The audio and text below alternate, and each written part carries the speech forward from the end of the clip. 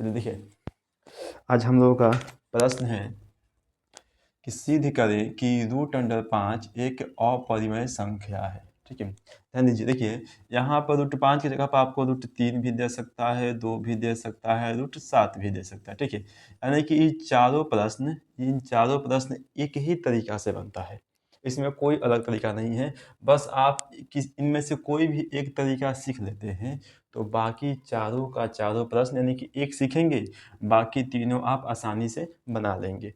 बस केवल अंक का अंतर है, 5 की जगह पर 2 है, यहाँ पर 3 है, यहाँ पर 7 है। ठीक है, और कुछ अंतर इसमें बिल्कुल ही नहीं है। तो चलिए हम लोग बनाते हैं प्रश्न को। बहुत ही आसान है और बहुत ही आसानी तरीके से चलिए हल करेंगे। सबसे पहले हमें देखिए दिया है कि अपरिमेय संख्या, ये अपरिमेय दिया है ना, हम इसको परिमेय मानेंगे, उल्टा मानना होता है हमें। ठीक है, लिखेंगे माना कि क्या मतलब √5 एक एक परिमेय संख्या है, एक परिमेय संख्या है। ठीक है, हमने क्या किया कि यह एक अपरिमेय संख्या था, हमने इसे परिमेय संख्या मान लिया। किसको?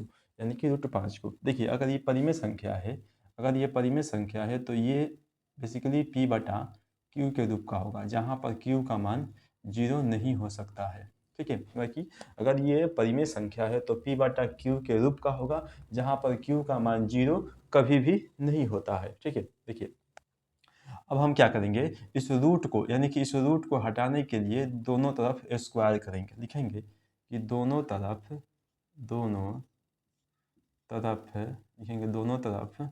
वर्ग करने पर अब देखिए वर्ग करेंगे तो क्या होगा, यानी कि √5 में भी हम वर्ग करते हैं बराबर p/q में भी हम वर्ग करते हैं। अब देखिए इस स्क्वायर से रूट कट जाएगा। ठीक है, स्क्वायर से रूट कट जाता है। अब देखिए इसमें बच गया 5 बराबर, ये देखिए p का स्क्वायर हो जाएगा, p का स्क्वायर बटा में q है तो q का स्क्वायर। अब देखिए ये हो गया आपका 5 बराबर p²। अब देखिए इस q को हम q गुने q लिख सकते हैं। ठीक है, क्योंकि यहाँ पर स्क्वायर है, स्क्वायर का मतलब 2 बार गुना होता है। अब देखिए एक ये भाग में है, इधर आएगा तो हो जाएगा गुना में। लिखेंगे 5q बराबर p² बटा में q। अब हम इसे समीकरण 1 मान लेते हैं। अब देखिए समीकरण 1 में ये वाला दायां है और ये वाला बायां है, यानी कि हमारा ये दायां है, ये दाहिने है और ये बाएं है। ठीक है, तो बताइए क्या यह जो है एक भिन्न है, यानी कि यह एक बट्टा है और यह एक पूर्णांक है, तो क्या कभी भी एक बट्टा इस पूर्णांक के बराबर हो सकता है? कभी भी एक पूर्णांक इस बट्टा के बराबर हो सकता है? कभी भी नहीं हो सकता है। ठीक है, तो बस यही बात हमें लिखना है। देखिए क्या लिखना है, लिखेंगे देखिए कि समीकरण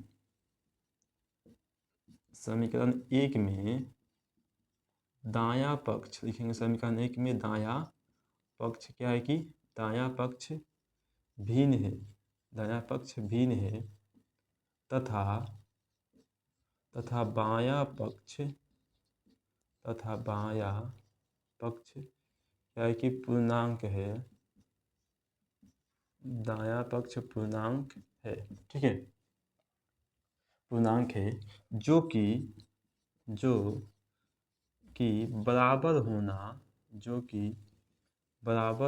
होना या कि संभव नहीं है, जो कि बराबर होना संभव नहीं है।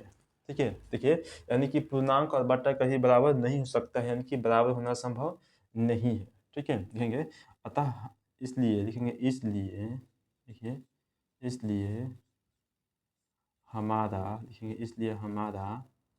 मानना क्या है कि गलत है, इसलिए हमारा मानना गलत है। लिखेंगे अतः √5 क्या है कि एक अपरिमेय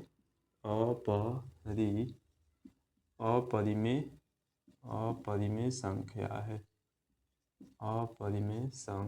है, ठीक है।